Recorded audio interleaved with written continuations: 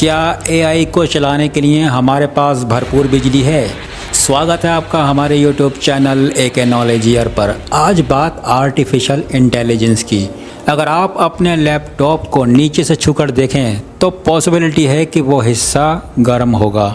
आपके लैपटॉप में ईमेल को डिस्प्ले करने से लेकर स्प्रेडशीट बनाने और कई ऐप्स को चलाने के लिए लैपटॉप को करोड़ों कैलकुलेशन करने पड़ते हैं, जिसमें एनर्जी यानी ऊर्जा लगती है। और यही वजह है कि जब आप देर तक काम करते हो तो लैपटॉप की बैटरी जल्दी डिस्चार्ज हो जाती है, यानी ख़त्म हो जाती है। अब ज़रा कल्पना कीजिए दुनिया भर के उन लाखों करोड़ों कंप्यूटर्स की जो स्प्रेडशीट नहीं बना रहे हैं बल्कि आर्टिफिशियल इंटेलिजेंस यानी एआई के लिए एल्गोरिदम बना रहे हैं। इस एआई की हेल्प से वो दवाइयाँ बनाई जा सकती हैं जिससे सभी तरह के कैंसर का इलाज भी हो सकता है। धरती के बढ़ते तापमान को रोकने में भी इससे हेल्प मिल सकती है। और इतना ही नहीं, ऐसे कई काम जो इंसान नहीं करना चाहते वो एआई की मदद से मशीनें कर पाएंगी। मगर एआई को विकसित करने के लिए और करोड़ों कंप्यूटर्स को चलाने के लिए और उन्हें ठंडा रखने के लिए, एयर कंडीशन के लिए विशाल मात्रा में ऊर्जा की ज़रूरत होगी। तो आज की इस वीडियो में हम यही जानने की कोशिश करेंगे, क्या एआई को चलाने के लिए हमारे पास भरपूर बिजली है? पार्ट 1, दुनिया को बदलता एआई। आर्टिफिशियल इंटेलिजेंस या एआई वो अत्याधुनिक या सुपर एडवांस कंप्यूटर प्रोग्राम होते हैं जो विशाल अमाउंट में डेटा को प्रोसेस कर सकते हैं, यानी वो नॉर्मल कंप्यूटर प्रोग्राम से कहीं ज़्यादा पेचीदा काम कर सकते हैं। और उनकी डेटा प्रोसेसिंग कैपेसिटी इंसान के दिमाग की कैपेसिटी से कहीं ज़्यादा होती है, जिसके चलते वो कई प्रॉब्लम के सल्यूशन निकालने में सफल हो रहे हैं। हमारे पहले expert doctor Mark van Rijmenam Sydney स्थित स्ट्रेटेजिक फ्यूचरिस्ट हैं, यानी वो भविष्य में किस तरह की टेक्नोलॉजी का विकास हो सकता है उसका अनुमान लगाते हैं और आकलन करते हैं। वो कहते हैं स्वास्थ्य सेवाओं में आर्टिफिशियल इंटेलिजेंस या एआई का असर अभी से देखा जा रहा है। Google launched Met Gemini, which is a sort of a ChatGPT for the Google ने मेट जेमिनी नाम का एआई प्रोग्राम बनाया है जिसका इस्तेमाल मरीज की जांच करते समय डॉक्टर अपने सहायक के रूप में करते हैं। डीप माइंड का अल्फा फोल्ड एक ऐसा एआई प्रोग्राम है जो ये पता लगाता है कि शरीर में प्रोटीन कैसे काम कर रहा है। इसके इस्तेमाल से केवल बीमारियों का इलाज करने में ही मदद नहीं मिलती, बल्कि उन बीमारियों से बचने में भी सहायता मिलती है। डीप माइंड के artificial intelligence programme alpha fold से चिकित्सा जगत में कई संभावनाएं सामने आ रही हैं। एआई हमें दुनिया की सबसे बड़ी प्रॉब्लम यानी धरती के बढ़ते तापमान से निपटने में भी हेल्प कर सकता है। There are ways where we can see AI already helping today to fight. AI अब जलवायु परिवर्तन को नियंत्रित करने में हमारी मदद कर रहा है। हमारे पास अब ऐसे प्रोग्राम हैं जिसकी मदद से हम ये पता लगा सकते हैं कि प्राकृतिक आपदा कहाँ आएगी। अब मौसम में आ रहे बदलाव का सटीक अनुमान लगाया जा सकता है। इससे हम लोगों को प्राकृतिक आपदा से बचने के लिए पहले से सतर्क कर सकते हैं। इसके कई उदाहरण हमारे सामने हैं। अगर भविष्य की ओर देखें तो एआई का इस्तेमाल क्वांटम कंप्यूटरों के साथ किया जा सकता है, जिससे जलवायु परिवर्तन के गंभीर परिणामों को काबू में रखने में बड़ी मदद मिल सकती है। मार्क वैन रायमैनम कहते हैं, आगे चलकर शायद हम आर्टिफिशियल सुपर इंटेलिजेंस भी बना सकते हैं जो दुनिया के हर इंसान की ज़िंदगी चेंज कर सकता है। This is basically intelligence which is as intelligent or artificial super intelligence समूची मानव प्रजाति से अधिक तेज और सक्षम होगा। यह संभावना जितनी डरावनी है उतनी ही रोचक भी है। इससे दुनिया की पेचीदा समस्याएं हल हो जाएंगी। एआई की मदद से न्यूक्लियर फ्यूजन करने और सोलर पैनलों को बेहतर बनाने में मदद मिल रही है। भविष्य में जब सुपर आर्टिफिशियल इंटेलिजेंस विकसित हो जाएगा तो हो सकता है कि हम उन चीज़ों से ऊर्जा बनाने में सफल हो जाएं जो फिलहाल असंभव है। यह सुनने में अजीब ज़रूर लगे, लेकिन अगर हम मनुष्य से अधिक इंटेलिजेंट चीज़ बना लेंगे तो कुछ भी संभव हो पाएगा। सुपर आर्टिफिशियल इंटेलिजेंस की बदौलत सब कुछ इतनी प्रचुर मात्रा में उपलब्ध हो सकता है कि दुनिया की सारी समस्याएं समाप्त हो सकती हैं। पार्ट 2, एआई को ऊर्जा की ज़रूरत। हमारी दूसरी expert Kat Croft Los Angeles स्थित सदर्न कैलिफोर्निया यूनिवर्सिटी में रिसर्च प्रोफेसर हैं और वो अर्थ पर एआई के बढ़ते इफ़ेक्ट की स्टडी करती हैं। वो कहती हैं हमारी रोज़मर्रा की लाइफ में एआई की मौजूदगी कई जगह दिखाई देती है। फ़ोन को अनलॉक करने के लिए फेस डिटेक्शन से लेकर स्पैम ईमेल की पहचान एआई की मदद से होती है। इसी की हेल्प से लैंग्वेजेस का ट्रांसलेशन करने वाले प्रोग्राम बनाए जाते हैं। मगर मसला ये है कि एआई प्रोग्राम बनाने और पावर करने वाले कंप्यूटरों को चलाने में भारी अमाउंट में बिजली खर्चा होती है। एक अनुमान है कि साल 2027 तक एआई अकेले उतनी बिजली का इस्तेमाल करने लगेगा जितनी बिजली नीदरलैंड जितना बड़ा कोई देश इस्तेमाल करता है। The common story is that it's a very immaterial set of mathematical. AI को विकसित करने या इस्तेमाल करने के लिए बड़ी संख्या में मशीनों और कंप्यूटरों की जरूरत होती है जो एल्गोरिदम का इस्तेमाल करके करोड़ों कैलकुलेशन करते हैं। पिछले 2-3 सालों में इन सुविधाओं के निर्माण में बड़ी वृद्धि हुई है। इस काम के लिए विशाल डेटा सेंटर बनाने पड़ते हैं जिसमें सैकड़ों बड़े कंप्यूटर होते हैं। बड़े गोदामों के आकार की इन इमारतों में खिड़कियां नहीं होती, इन्हें ठंडा भी रखना पड़ता है। दुनिया में ऐसे 9 से 12 हज़ार डेटा सेंटर हैं। यहाँ एआई को चलाने के लिए शक्तिशाली सुपर कंप्यूटर्स का इस्तेमाल किया जाता है जिनसे काफ़ी गर्मी भी पैदा होती है। कैट क्राफ्ट कहती हैं कि आम तौर पर डेटा सेंटर नदी या तालाबों जैसे पानी के सोर्सेस के नज़दीक बनाए जाते हैं ताकि उन्हें ठंडा रखने के लिए पर्याप्त मात्रा में पानी की सप्लाई इंश्योर की जा सके। लेकिन पानी को पंप करने और कंप्यूटर को चलाने के लिए बड़ी मात्रा में बिजली की ज़रूरत होती है।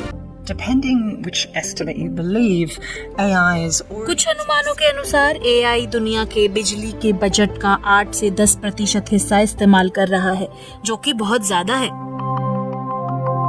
आगे एआई के लिए बिजली की ज़रूरत और बढ़ेगी जब जनरेटिव एआई का इस्तेमाल बढ़ेगा। जनरेटिव एआई वो आर्टिफिशियल इंटेलिजेंस है जो हमारे साथ चैट कर सकता है, तस्वीरें बना सकता है, सैम्पल म्यूज़िक की हेल्प से संगीत भी तैयार कर सकता है। दावोस में साल 2024 की वर्ल्ड इकोनॉमिक फोरम की बैठक में चैट जीपीटी बनाने वाली कंपनी ओपन एआई के चीफ सैम ऑल्टन ने कहा कि एआई के नए मॉडल पहले लगाए अनुमान से कहीं ज़्यादा ऊर्जा का इस्तेमाल करेंगे। AI is headed for an energy crisis. AI एक ऊर्जा संकट की ओर बढ़ रहा है। जनरेटिव एआई कहीं ज्यादा मात्रा में बिजली का इस्तेमाल करेगा। हमारे बिजली उत्पादन संयंत्रों पर पहले से सप्लाई का दबाव है जो और बढ़ जाएगा। अगर इस समस्या का हल नहीं निकाला गया और ऊर्जा के नए स्रोत नहीं बनाए गए तो समस्या गंभीर हो सकती है। दुनिया पहले ही कार्बन मिशन की वजह से क्लाइमेट चेंज के संकट से जूझ रही है।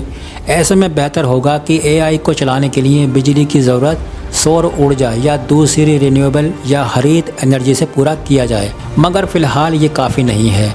कैट क्राफ्ट कहती हैं फ़िलहाल तो एआई को चलाने के लिए बिजली की कमी ट्रेडिशनल सोर्स से तैयार की गई बिजली से ही पूरा किया जा रहा है। टेक्नोलॉजी इंडस्ट्री की बिजली की ज़रूरतों को पूरा करने के लिए न्यूक्लियर एनर्जी और थर्मल एनर्जी के इस्तेमाल पर भी चर्चा चल रही है।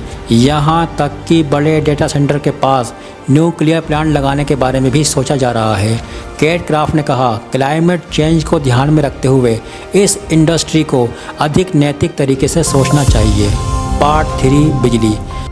हमारे तीसरे एक्सपर्ट हैं सैम योंग जो यूके स्थित एक सलाहकार कंपनी एनर्जी सिस्टम कैटापॉल्ट में एआई मैनेजर हैं। उनका कहना है कि बिजली के इस्तेमाल को देशों में लोगों के इस जीवन स्तर से जोड़कर भी देखा जा सकता है। वो कहते हैं जैसे जैसे देशों में ख़ास तौर पर कम विकसित देशों में लोगों का जीवन स्तर बढ़ रहा है वहाँ बिजली की मांग बढ़ रही है। यानी सिर्फ एआई ही नहीं बल्कि हम सब की वजह से भी बिजली की मांग बढ़ रही है।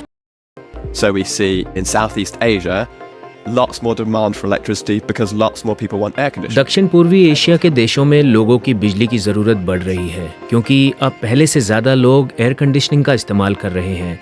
इसीलिए उन देशों को अपनी बिजली उत्पादन क्षमता बढ़ानी पड़ रही है। 1980 के दशक की तुलना में बिजली का इस्तेमाल अब 3 गुना बढ़ गया है मगर हम इस ज़रूरत को पूरा कर पा रहे हैं। थियोरेटिकल तौर पर देखा जाए तो पूरी दुनिया की बिजली की ज़रूरत पूरी की जा सकती है लेकिन प्रैक्टिकल तौर पर ये इतना आसान नहीं है। सैम यंग कहते हैं कि दुनिया भर में बिजली का प्रोडक्शन एक जैसा नहीं है। Each country generally has their own power grid. आमतौर पर हर देश का अपना पावर ग्रिड होता है, मगर यूरोप के देशों के पावर ग्रिड एक दूसरे से जुड़े हुए हैं। यानी स्वीडन में हाइड्रो पावर से बनी बिजली को वायर्स के जरिए इटली और दूसरे यूरोपीय देशों को सप्लाई किया जा सकता है। लेकिन दुनिया के दूसरे हिस्सों में ऐसा नहीं है।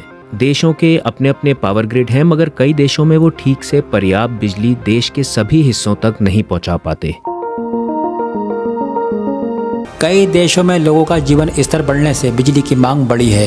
साथ ही एआई को चलाने के लिए भी बिजली की मांग बढ़ी है। सैम यंग का कहना है कि जैसे जैसे एआई के मॉडल और ज़्यादा विकसित होंगे, ज़्यादा शक्तिशाली होंगे, उनके लिए अधिक बिजली की ज़रूरत होगी।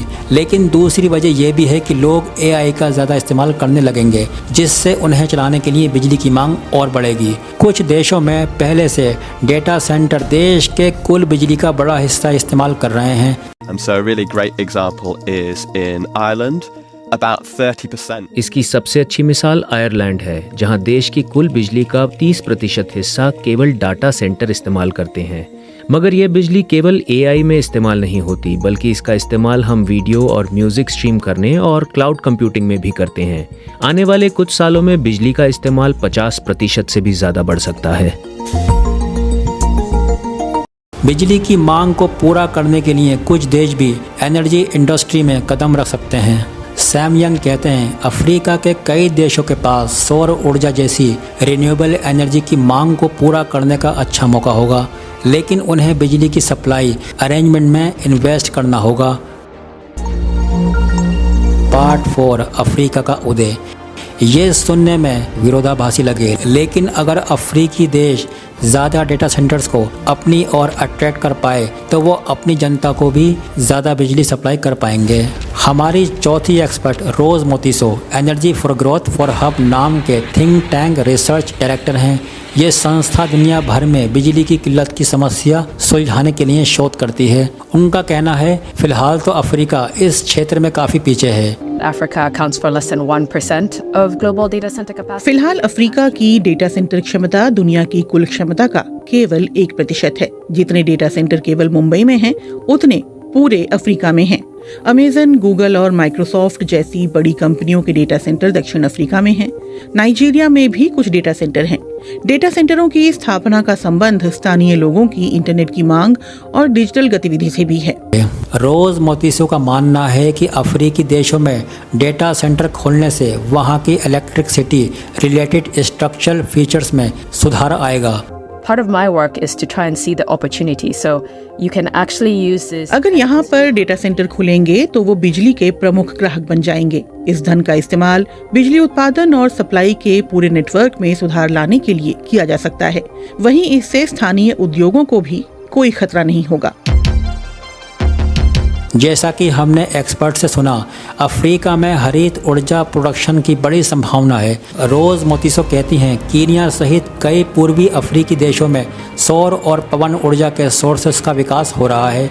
कई टेक्नोलॉजी कंपनियों ने अपने लिए कार्बन उत्सर्जन कम करने के बड़े लक्ष्य रखे हैं और उन्हें इस हरित ऊर्जा से ये लक्ष्य पाने में हेल्प मिलेगी। And one thing that is quite interesting about the African data center. अफ्रीकी डेटा सेंटर बाजार की एक विशेषता ये है कि अमेरिकी कंपनियों के अलावा कई क्षेत्रीय कंपनियां भी यहाँ अपने डेटा सेंटर बना रही हैं।